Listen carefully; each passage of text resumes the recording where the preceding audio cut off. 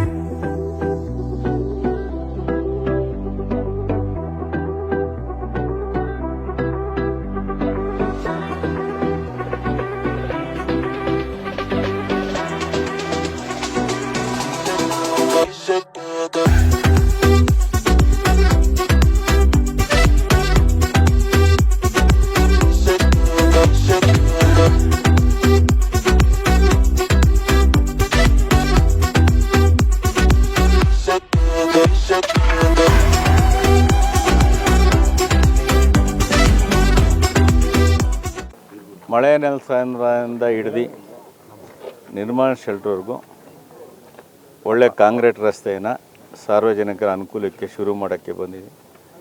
ಎಲ್ಲ ಸ್ಥಳೀಯರಿಗೆ ಸ್ವಲ್ಪ ಜಾಗ ಬಿಟ್ಟು ಅಗಲೀಕರಣ ಮಾಡಿ ಸರಾಗವಾಗಿ ಜನ ಹೋಗೋ ರೀತಿ ಮಾಡುವಂಥ ಕೆಲಸನ ಇವತ್ತು ಶುರು ಮಾಡಿದ್ವಿ. ಕಾಳೇಶ್ವರಿಯಲ್ಲೂ ಇವತ್ತು ಕೆಲಸವನ್ನು ಶುರು ಮಾಡಿ ಮುಂದಿನ ದಿನದಲ್ಲಿ ಇನ್ನೂ ಹೆಚ್ಚಿನ ಕೆಲಸ ಕಾರ್ಯಗಳನ್ನು ಮಾಡೋಕ್ಕೆ ಬರ್ತಾ ಇರ್ತೀವಿ. ಸದನದಲ್ಲಿ ದ್ವೇಷ ಭಾಷಣ ಕಾಯ್ದೆಯನ್ನು ಮಂಡಿಸಿದ್ದಾರೆ. ಸಾಕಷ್ಟು ಬಿಜೆಪಿ ಹೋರಾಟ ಮಾಡ್ತಿದೆ. ಸದನದಲ್ಲಿ ಯಾಕೆ ಶಾಸಕರೆಲ್ಲ ಸೈಲೆಂಟ್ ಆಗಿದ್ರಿ? ಸದನ ಮುಗಿದ ಮೇಲೆ ಹೋರಾಟ ಯಾಕೆ ಅಂತ ಅಲ್ಲೇ ಕೇಳ್ಬೋದಾಯ್ತು ಸದನದಲ್ಲಿ. ಸದನದಲ್ಲಿ ಕೇಳೋಕೆ ಹೋದಾಗ ಸ್ಪೀಕರ್ ಟೈಮ್ ಕೊಡಲಿ, ಅದಕ್ಕೆ ಆಚೆ ಕಡೆ ಮಾತಾಡ್ತೀವಿ. ಮುಂದೆ ಸರ್ ಹೋರಾಟ ಮುಂದೆ ಪಾರ್ಟಿ ಏನು ಹೇಳ್ತೋ ಆ ಹೋರಾಟ. ಇವತ್ತು ಕೊಪ್ಪದಿಂದ ಮೆಳೆನಲ್ ಸಂದರ್ಭದವರೆಗೂ ಸಿ ರಸ್ತೆಗೆ ಇವತ್ತು ಗುದ್ದಲಿ ಪೂಜೆ ಮಾಡಿದ್ದಾರೆ ನಮ್ಮ ಜನಪ್ರಿಯ ಶಾಸಕರು ಎಂ ಕೃಷ್ಣಪ್ಪನವರು. ಹಾಗೂ ಇನ್ನೂ ಅನೇಕ ಕಾಮಗಾರಿಗಳಿಗೆ ಮುಂದೆ ಬರ್ತಾ ಕೆಲಸಗಳು ಮಾಡ್ತಾ ಇರ್ತಾರೆ ಅಂತ ಹೇಳಿದ್ದಾರೆ. ಇನ್ನು ಮುಂದೆ ಕೂಡ ಮಾಡ್ಕೊಂಡು ಹೋಗಲಿ. ಈ ನಮ್ಮ ಗ್ರಾಮದಿಂದ ಹೆಚ್ಚು ಅವ್ರಿಗೆ ಬೆಂಬಲ ಯಾವಾಗಲೂ ಇದ್ದೇ ಇರ್ತದೆ. ಮೆಳೆನಲ್ ಸಂದರ್ಭದಿಂದ ಕೊಪ್ಪವರೆಗೂ ರಸ್ತೆಯ ಕಾಮಗಾರಿಯನ್ನು ನಮ್ಮ ಅಭಿವೃದ್ಧಿ ಹರಿಕಾರರಾದಂಥ ಸನ್ಮಾನ್ಯ ಎಂ ಕೃಷ್ಣಪ್ಪನವರು ಇವತ್ತು ಒಂದು ಗುದ್ದಲಿ ಪೂಜೆ ಮಾಡಿದ್ದಾರೆ. ಈ ಥರ ಇವತ್ತು ಇದೇ ರೀತಿ ಬೇಗಹಳ್ಳಿಯಲ್ಲೂ ಸಹ ಗುದ್ದಲಿ ಪೂಜೆಯನ್ನು, ರಸ್ತೆ ಕಾಮಗಾರಿಯ ಗುದ್ದಲಿ ಪೂಜೆಯನ್ನು ನೆರವೇರಿಸಿದ್ದಾರೆ. ಮುಂದಿನ ದಿನಗಳಲ್ಲಿ ಇನ್ನೂ ಅನೇಕ ಗ್ರಾಮಗಳಲ್ಲಿ ಒಂದು ಅಭಿವೃದ್ಧಿಯ ಒಂದು ಕಾಮಗಾರಿಗಳನ್ನು ಅವರು ನೆರವೇರಿಸೋರಿದ್ದಾರೆ. ಎಲ್ರಿಗೂ ಕೂಡ ಶುಭವಾಗಲಿ. ಇವತ್ತು ಏನಿದೆ ಬೆಂಗಳೂರು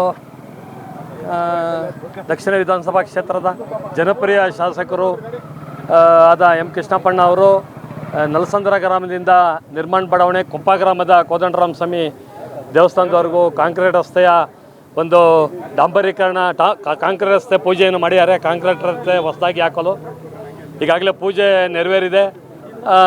ಯಾವುದೇ ಒಂದು ಈಗ ಆಡಳಿತ ಪಕ್ಷದ ಶಾಸಕರಿಗೆ ಅನುದಾನ ಇಲ್ಲ. ನಮ್ಮ ಭಾರತೀಯ ಜನತಾ ಪಕ್ಷದ ಶಾಸಕರಿಗೆ ಅನುದಾನ ಯಥೇಚ್ಛವಾಗಿ ಬರ್ತಾ ಇದೆ. ಅವರು ಕ್ಷೇತ್ರದಲ್ಲಿ ಯಾವುದೇ ರೀತಿಯಾಗಿ ಅಭಿವೃದ್ಧಿಯಿಂದ ಯಾವುದೇ ಹಿಂದುಳಿದಿಲ್ಲ. ಎಲ್ಲ ಗ್ರಾಮಗಳು ಈ ಪರಿಸ್ಥಿತಿಯಲ್ಲೂ ಅಭಿವೃದ್ಧಿ ಆಗ್ತಾ ಇದೆ. ಅವರು ಈ ಒಂದು ಕ್ಷೇತ್ರಕ್ಕೆ ಅಪಾರವಾದ ಕೊಡುಗೆ ಅವ್ರದ್ದಿದೆ. ಇನ್ನೂ ಅವರು ಮುಂದಿನ ಚುನಾವಣೆಗಳಲ್ಲಿ ಜಯಿಸಿ ಈ ಒಂದು ಕರ್ನಾಟಕ ರಾಜ್ಯದಲ್ಲಿ ಸರ್ಕಾರ ರಚನೆ ಆದ ನಂತರ ಮಂತ್ರಿಗಳಾಗಿ ಅವ್ರಿಗಿನ್ನೂ ಹೆಚ್ಚಿನ ಶಕ್ತಿ ಕೊಡಲಿ ಅಂತ ನಾನು ಕೇಳ್ಕೊಳ್ತಾ ಇದ್ದೀನಿ.